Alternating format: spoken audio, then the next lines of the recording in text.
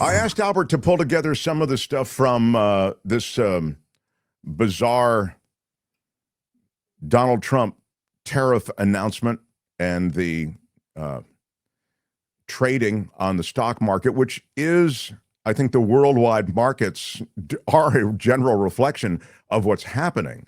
I mean, I get that sort of much used excuse, which is, hey, the market isn't the whole economy. And yeah, but when there are dramatic sell-offs in the market and constrictions in the market worldwide, you can tell some stuff based on that.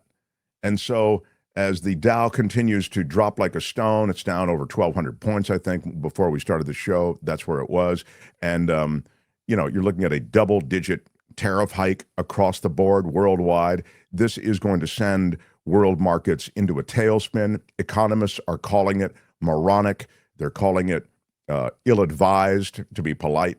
But here's a little bit of what we, again, went around the horn and we caught up with, and we'll start and stop and some commentary along the way. Go ahead, Albert, please. Let's bring in chief economist at Moody's, Mark Zandi. Mark, what's your first impression of the scale of this tariff announcement, and what's your reaction to now what we're seeing with the markets down? I'm looking right now in real time, 3.6% is how far the Dow has cratered at this point.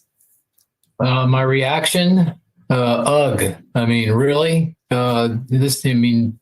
The damage this is doing is, clearly evident, and it's just going to continue to mount. I mean, if these tariffs are fully implemented and implemented quickly, it's going to push the U.S. economy, the global economy, into recession. I just don't see any other way around it. I mean, this is a massive tax increase on American consumers and businesses, and it's just going to be impossible for us to digest this without doing tremendous damage. And there's all kinds of longer-term implications that are all very negative. I just, I'm so perplexed by this, and you can see it. I mean, what's going on in the stock market today, I think, is just the beginning. Unless, folks listen and start to pivot here and take some of this back, because this is going to do a tremendous amount of damage. I mean, we're talking okay, Albert, thank you. That's good. I mean, the pivot that he's talking about, you just won't have.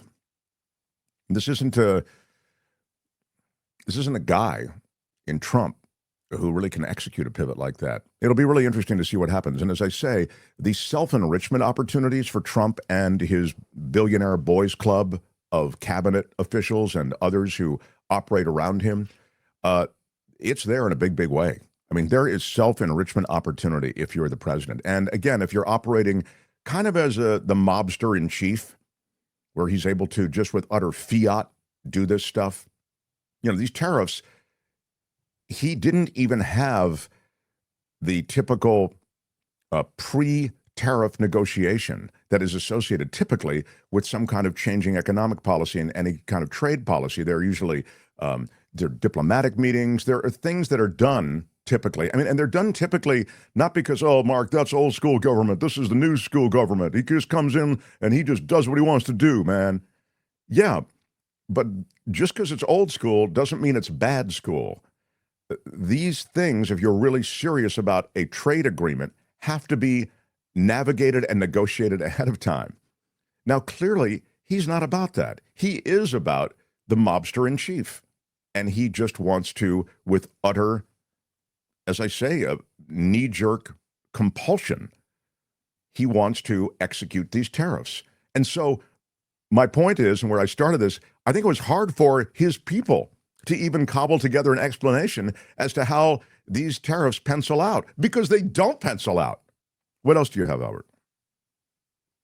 Jeffrey's team in Asia calls, quote, a nightmare come true for textile and footwear manufacturers. So many brands and retailers have shifted manufacturing out of China over the last number of years to Vietnam and other Asian production Asian countries. And now those are subject to heavy reciprocal tariffs. What we learned yesterday, Vietnam imports subject to 46%, Cambodia 49%, and China, as we've mentioned, now subject to a 34% reciprocal tariff. That's on top of the previous 20% levied by the administration for a total import tariff of 54%. And a note titled Tariff Tantrum, U.S.-based Jefferies analyst Randall Koenig says the new tariff announcement makes retailers' guidance and mitigation strategies, quote, essentially fruitless and all footwear and apparel margins will be affected. The question comes, where do we go from here? 34% of footwear sold in the U.S. last year was imported from Vietnam. That was second behind China. Similar picture for apparel. Some of the retailers most exposed to manufacturing in Vietnam include Nike,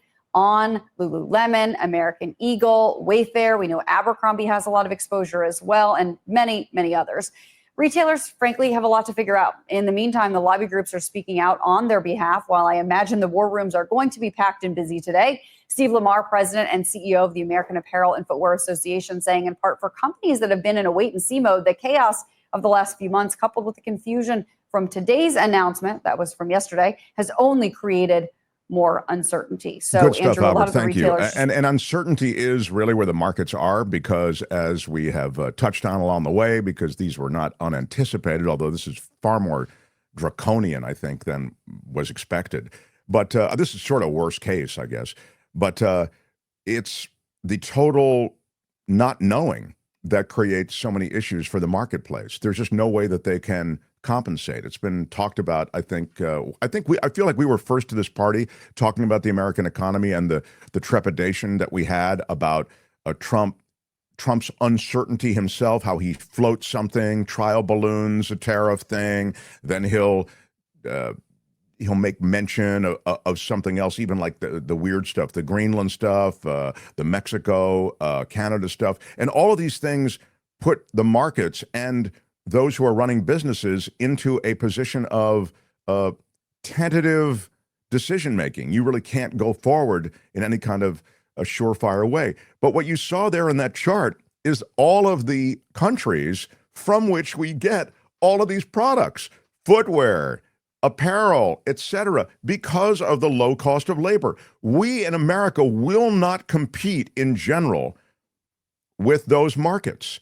And this effort to somehow right what he's perceiving as a trade deficit is bizarre and misguided because, as I say, we're a huge consumer economy. We'll always have a trade deficit with Vietnam. Show me something else, Albert, please. And is there any positive take on this? Well, I can answer the second question first. I don't think there's a single positive take on this. This is all just bad. It's bad, as we talked about before, for inflation. It's bad for economic growth. It's bad for everything. But let me put this a little bit in perspective. We talked about the stock market today and how bad a day it's going to have. This chart predates that, and it goes back really to the election. And I want to just show you, because Trump's got a bunch, as we also talked briefly about before, of other economic and challenges he's facing. And so the stock market, which is this red line, our stock market, we start out here. And he was doing pretty well after the election. There was this burst of Trump euphoria, as we saw in 2016 as well. But since Inauguration Day, it has basically been straight down for our stock market. And that is a combination of anticipation of these tariffs, but also just all the chaos and commotion down there, the cutting, the Doge, all this stuff, and the uncertainty has really scared the market. And that's actually in stark contrast. China, which has had a terrible run in its stock market, has actually done exceptionally well. And even Europe, which is certainly nothing to brag about on the economic front, has way outperformed us. So Trump had a set of challenges already, as represented by the stock market before. And again, before yesterday, because we don't have updated numbers just yet, economists were taking down their projections for the economy for this year. So Goldman Sachs thinks that unemployment, which they thought was going to be 4%, they now think is going to be 4.5%. And these numbers are going to get worse when they put out a new forecast. Inflation, which they thought was going to be between 2 and 2.5%, they now think is going to be almost 3.5%. And economic growth, which was supposed to be almost 2.5%, they've taken down to 1%. And let me just inject, the last quarter of the Biden administration, economic growth was 2.8%, and inflation was down in the 3% range. And so they have taken an economy that was actually in pretty decent shape and moving in the right direction, and they are going to turn it upside down, and I think 50-50 into a recession. Wow, 50-50. Well, I mean, that states it and charts it pretty starkly. And by the way, I see this in the chat from the MAGA supporters and those who are provocateurs, sort of in that way. Delwood is among them. I don't know if that's his real name, but I like that he chose that name, Delwood. I think it's a cool name to choose. Market drop is only part of anticipated correction after a 60% growth over the past 2 to 3 years. Normal correction, looking for a reason, and reason is in quotes. That is the classic BS line after a huge drop in a market like this. This is a capitulatory, without question, a capitulatory period for the market.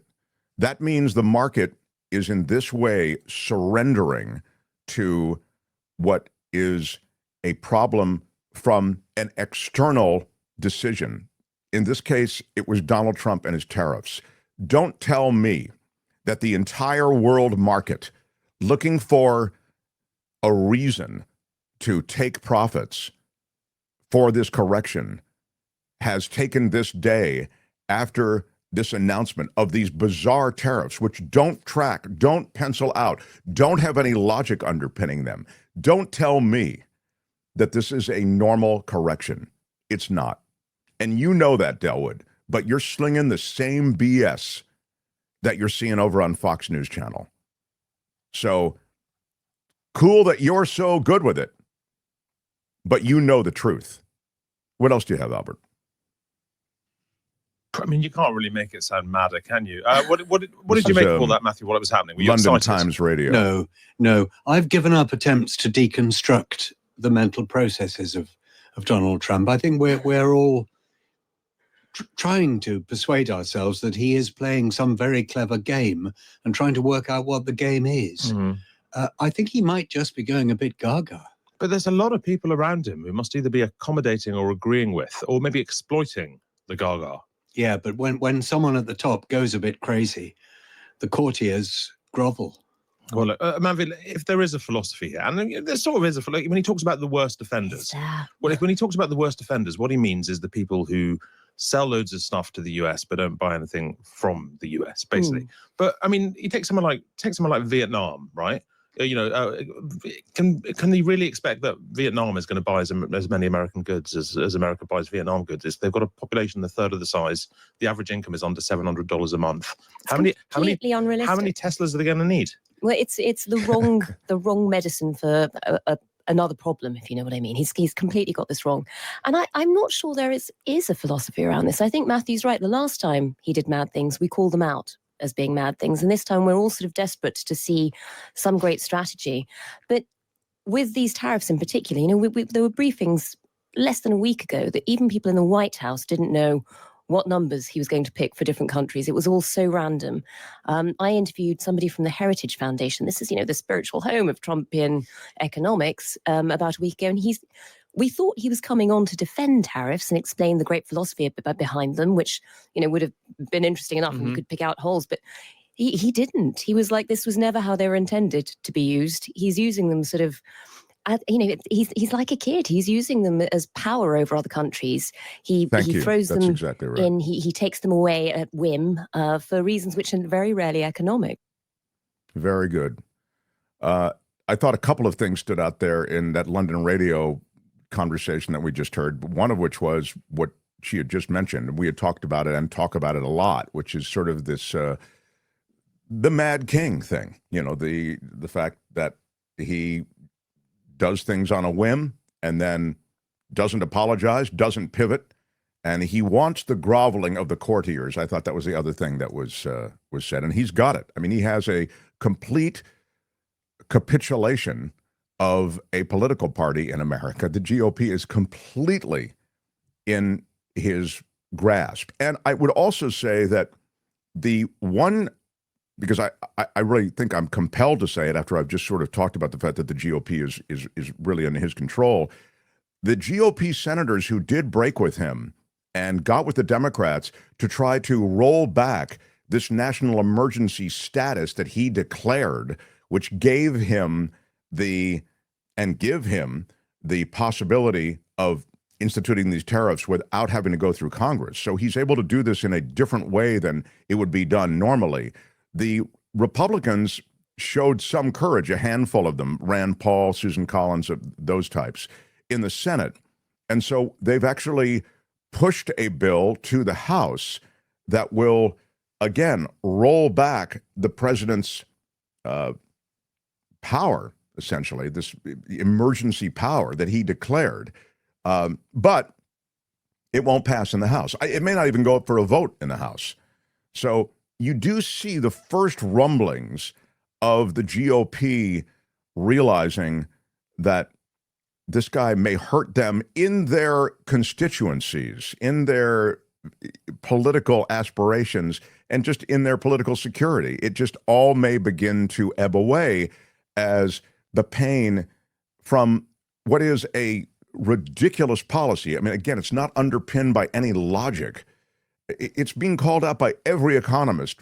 And you just, I think, may see more breaks in the dam, but we will see. As I say, all you saw on the Senate side was a handful, but that was enough because the Senate is such a close vote to begin with. Anyway, that's a little bit around the horn. Do you have one more, and I'll get to Suzanne? Give me one more on the way out here, Albert. We're going to have the baseline tariffs come. Go ahead. This is Besson, to I think, effect isn't it? first, then there are reciprocal tariffs, a little bit more of a different rate for each individual trading partner. Are you preparing to negotiate with some of these trading partners before that tariff rate comes into effect on April 9th? Well, I think there have been a lot of discussions, but I think we're just going to have to wait and see what would happen. What I would say, Anne-Marie, is I would advise none of the countries to panic. I wouldn't try to retaliate, because as long as you don't retaliate, this is the high end of the number. And I think the market could have certainty that this is the number barring retaliation. So we've got a ceiling, and then we can see if there's a different floor. So you sound like you're ready Stop for for a second. negotiation. Listen to him. That's the Treasury Secretary, Scott Besson. Do you hear in him?